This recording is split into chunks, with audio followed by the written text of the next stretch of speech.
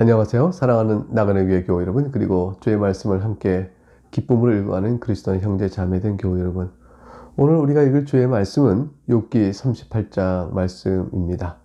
이제 욥기 38장부터 우리는 욥기의 마지막 결정적인 부분으로 들어가게 되어집니다. 하나님께서 욥에게 나타나 말씀해 주십니다. 첫 번째 38장 39장은 하나님께 나타나셔서 욥에게 하나님이 어떤 분이신가를 선언하는 내용이고요. 그리고 40장에 가서 하나님과 욥이 직접 대화를 나눕니다.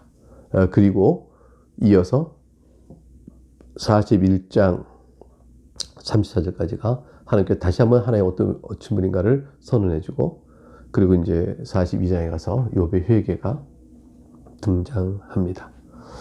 그러면 욥기는 다 끝나게 되어지죠.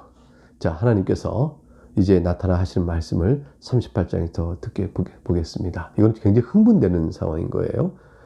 지금까지 살폈던 욥의 모든 세 친구와의 대화, 그리고 엘리후과의 대화가 그치고 난 뒤에 하나님께서 이제 드디어 나타나셔서 직접 음성으로 욥에게 말씀하십니다. 자, 어떤 말씀을 주실까요? 그 크신 하나님께서 이런 절규와 상황 속에서 가장 인간으로서는 가장 높은 위치에 있다가 인간으로서 가장 바닥까지 떨어진, 그러나 그것은 어떤 이유로 이렇게 된 것이 알지 못하는 욥, 그 하나님께 그걸 알려달라고 말했던 욥, 자신에게는 친구들이 말하는 인과응보에 상선, 벌, 악의 어떤 죄를 자기가 당하는 죄와 연결시킬 수 있는 것이 없다고 말했던 욥, 너에게 징계를 주어 너를 깨우치게 한 것이라고 말하는 엘리후세의 말도 전혀 위로가 되지 않았던 욥, 그 욥에게, 즉 인간으로서 하나님께 무엇인가 말할 수 있는 최선의 상태라면 욥의 상태겠죠.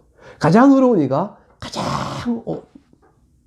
나쁘고 형편없는 처지까지 놓이게 되었으니, 이 언밸런스, 이 부조리를 가진 인간이라면 하나님의 섭리에서 뭔가 말할 수 있는 최적의 조건 아닐까요?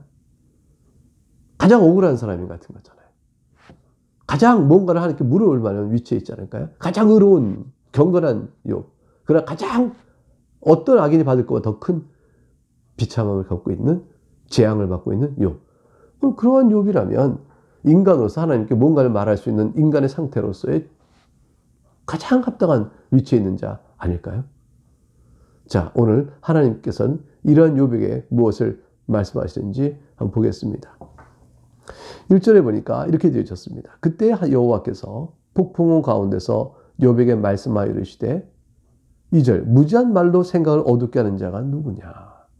너는 대장부처럼 허리를 묶고 내가 너에게 묻는 것을 대답할지니라. 폭풍우 가운데 나타나셨어요. 하나님의 위엄을 쭉 나타내보는 거죠. 인간에게 폭풍우요, 두려움이요, 하나님의 용감과 존경으로 쭉 나타나셨어요. 그리고 말씀하십니다. 무지한 말로. 욥의 생각 또한 하나님의 섭리를 전혀 이해하지 못하는 그러한 무지한 말에 불과합니다. 생각을 어둡게 하는 자 누구냐 그랬어요. 욥 자신 네가 아니냐. 욥을 향한 책망이시죠. 욥이 한 말을 생각해 볼까요? 욥이 13장 22절에 주는 나를 부르소서 내가 대답하겠습니다. 혹 내가 말씀하게 하시옵시고 내가 말할 때 주님 대답하옵소서. 나의 죄악이 얼마나 있습니까? 나의 허물과 죄를 좀 말씀해 주세요. 주께서 어찌하여 얼굴을 가리시고 나를 주의 원수로 여기시나이까? 주께서 어찌하여 날리는 낙엽을 놀라게 하시며 마른 건부를 뒤쫓으시나이까? 이렇게 욥이 말했죠. 이러한 욥에 대하여 하나님께서 무지한 자다라고 말씀하고 있는 것입니다. 그러니까 자신이 욥이 이런 주장을 해야 할 때 내가 무슨 죄악이 많길래 내가 이런 재앙을 받는 것입니까? 이 재앙을 당하는 것과 나의 죄와는 연결이 없사오니 하나님, 연결이 있다면 말씀해 보십시오. 연결이 없다면 무엇입니까? 라고 묻는 욥에 대하여 무지한 자다라고, 생각을 어둡게 한 자라고 하나님 책망하시며 말씀합니다. 과연 욥은 42장에 가게 되면, 이제 끝장에 가게 되면요, 무지한 말로 이치를 가린 자 누구니까? 나는 깨닫지도 못한 일을 말하였고 스스로 알 수도 없고 헤아리기도 어려운 일을 말했나이다 라고 욥이 자신의 어리석음과 무지를 고백합니다. 근데 그것을 보게 되면 하나님께서 욥에게 그렇게 하신 말씀이 단순한 단정이 아니고 욥이 나중에 내가 무지하였구나 하고 깨닫게 되어지는 그 뭔가를 알게 됩니다. 우리는 그것을 배워갈 수 있어야겠습니다. 자, 어떻게 욥이 그러니까 그러한 회개에 이르게 되었는지 이 과정을 우리가 살펴봐야 되겠죠.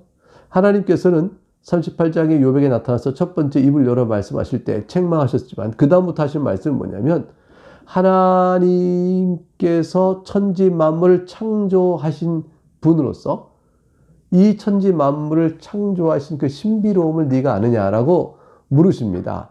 그리고 우주 만물에 대한 통치와 섭리에 대한 하나님의 주권을 다시 한번 강조해 드러내심으로 욥을 무릎 꿇게 하십니다. 그러니까 이것은 이제 어떤 의미가 있을까요? 하나님 되심을 네가 아느냐라고 모든 욥의 모든 질문의 출발을 거기서부터 누구와 좀 얘기하고 있는 것이니까 제가 하나님이시면 아느냐 거기서 출발해야 한다는 것을 우리에게 보여주고 있죠. 우린 신앙이라는 것은 다시 그렇게 되어집니다. 4절부터 11절의 내용을 볼까요? 내가 땅에 기초를 놓을 때 네가 어디 있었느냐? 네가 깨달아 알았거든 말할지니라. 이건 참 신비로운 얘기예요. 땅의 기초는 이 지구를 말하는데 지구가 우주 가운데 둥 떠 있잖아요. 모든 것들이 다 떠 있어요. 힘의 관계로 이렇게 유지되고 있습니다. 이 전체 우주는 어떻게 질서가 유지되는 것일까? 어떻게 있게 된 것이었을까? 5절 누가 그것의 도량법을 정하였는지 누가 그 줄을 그것 위에 띄었는지 네가 아느냐? 그것의 주출은 무엇 위에 세워졌으며 그 모퉁이 돌을 누가 놓았느냐? 7절 그때 새벽별들이 기뻐 노래하며 하나님의 아들들이 다 기뻐 소리를 질렀느니라.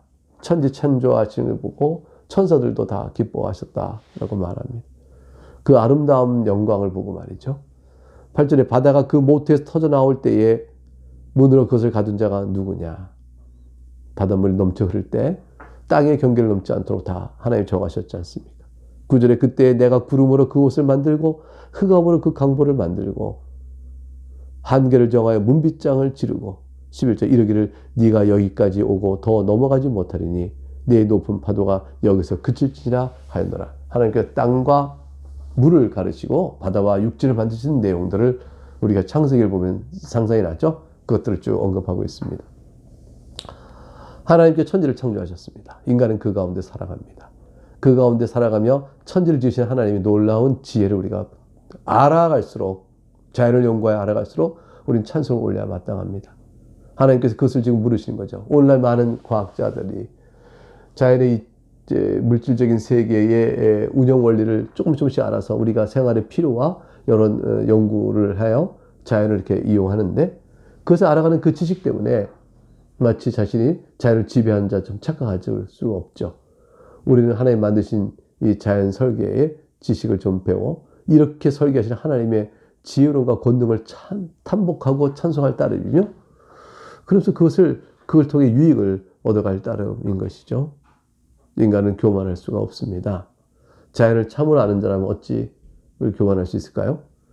12절부터 21절 쭉 내용을 보면 하나님께서 우주를 만드시고 그걸 다스리십니다. 그리고 그 앞에서 인간은 어떤 존재인가를 우리를 일깨워주는 말로 하나님께서 욥에게 말씀해 줍니다. 이건 하나님 말씀이에요. 12절 네가 너의 날에 아침에게 명령하였느냐 새벽에게 그 자리를 일러주었느냐. 아침과 새벽이 각각 있을 날이 무엇인가를 말해주고 세월의 흐름이죠. 13절 그것을 땅끝을 붙잡고 악한 자들 그 땅에 떨쳐버린 일이 있었느냐. 땅이 변하여 진흙에 인친 것 같이 되었고 그들은 옷같이 나타나되 사라지는 거죠. 악인에게는 그 빛이 찾는데고 그대 높은 등발이 꺾이느니라. 16절 네가 바다의 샘에 들어갔었느냐 깊은 물빛으로 걸어 다녀보았느냐. 하나님 바닷속 깊은 곳도 아세요. 17절 사망의 문이 네게 나타났냐 사망의 그늘진 문을 네가 보았느냐. 음부까지 가도록 하나님께서 그곳에 계십니다. 땅의 너비를 네가 측량할 수 있느냐 네가 그 모든 것을 다 알거든 말할지니라. 땅의 너비를 다 측량할 수 있느냐. 지금 측량할 수 있죠. 어리석은 얘기는 그런 얘기죠. 땅의 너비를 측량할 수 있냐 하는 것은 결국 하나님께서 우주를 너희가 측량할 수 있냐 말을 바꾸시면 어떻게 될 거예요? 어느 것이 광명이 있는 곳으로 가는 길이냐 어느 것이 흑암이 있는 곳으로 가는 길이냐. 20절 너는 그의 지경으로 그를 데려갈 수 있느냐 그의 집으로 가는 길을 알고 있느냐. 네가 아마도 알리라. 네가 그때에 태어났으니 너의 횟수가 많음이니라. 하나님께서 우주를 만드시고 그걸 다스리는 그 통치 가운데 인간이 아는 일은 얼마나 조금일까요? 오늘도 우주과학이 밝혀졌다 했지만 우주과학이 우리에게 주는 지식, 우주에 대한 지식은 실로 매우 적어서 알지 못합니다. 근데 그런 가운데서 인간이 우주의 자연으로부터 인간 생명이 나타났고 그 인간 생명이 진화에 의해서 오늘 인간을 만들었다고 말한 식의 진화론적 생각. 하나님이 그렇게 이 자연을 통해서 인간이라는 생상과 생명 가진 존재를 만들었다고 생각하는 이런 유신 진화론적 생각은 성경적 창조론과는 맞지 않는 일이죠. 성경의 가르침과는 배치됩니다.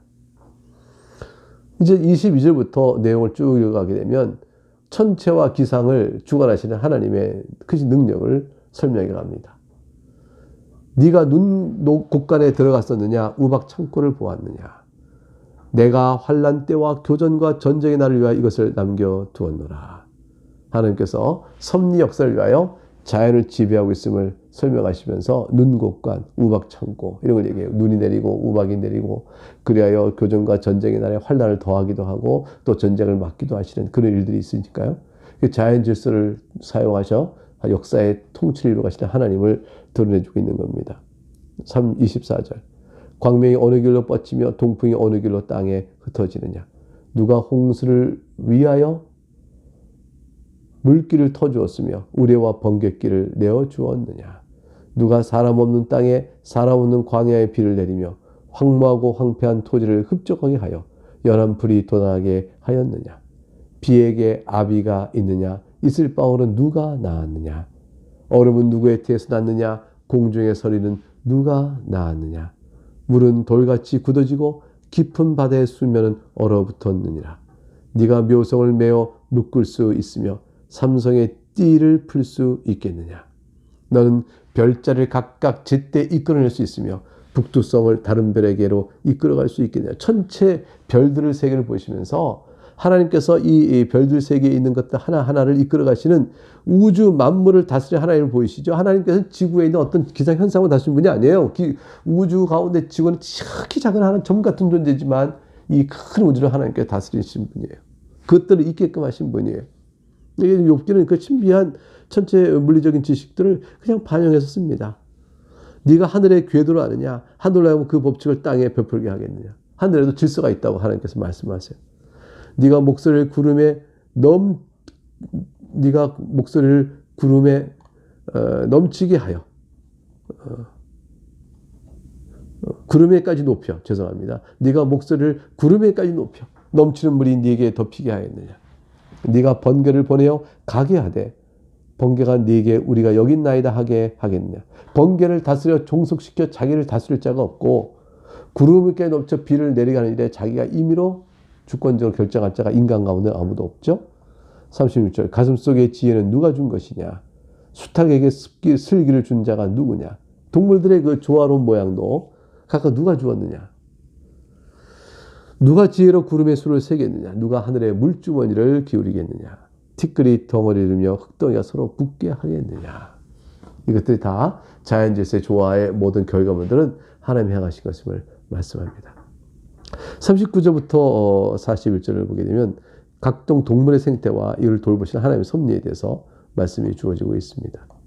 네가 사자를 위하여 먹이를 사냥하겠느냐? 젊은 사자의 식욕을 채우겠느냐? 이 동물들 스스로 먹이 순환계가 되어 있어서 유지되고 있는 거죠. 그것들이 굴에 엎드리며 숲에 앉아 숨어 기다리느니라. 41절 까마귀 새끼가 하나님을 향하여 부르짖으며 먹을 것이 없어서 허우적거릴 때에 그것을 위하여 먹이를 마련하는 이가 누구냐? 하나님의 섭리 가운데서 동물도 다 때에 따라 먹이신다. 이 모든 일 속에서 너는 무엇이며 어디에 있느냐? 이렇게 말씀하십니다. 하나님께서 욥에게 나타나셔서 누가 무지한 말로 생각을 어둡게 하느냐라고 책망하시며 주신 바 된 내용의 일부입니다.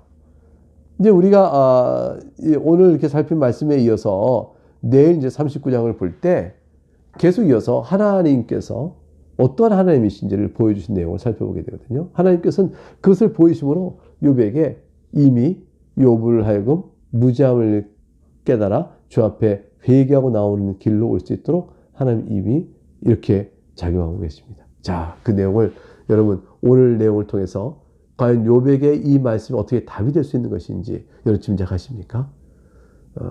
여러분 벌써 깨달을 수 있다면 정말로 주 앞에서 믿음의 길을 바르게 잘 갖고 계십니다. 할 수 있겠습니다. 네, 오늘 여기서 마치고요. 내일 또 이어서 계속된 말씀을 살펴보므로 하나님께서 요백해 주신 말씀의 귀한 교훈들을 배워가도록 하겠습니다. 네, 감사합니다.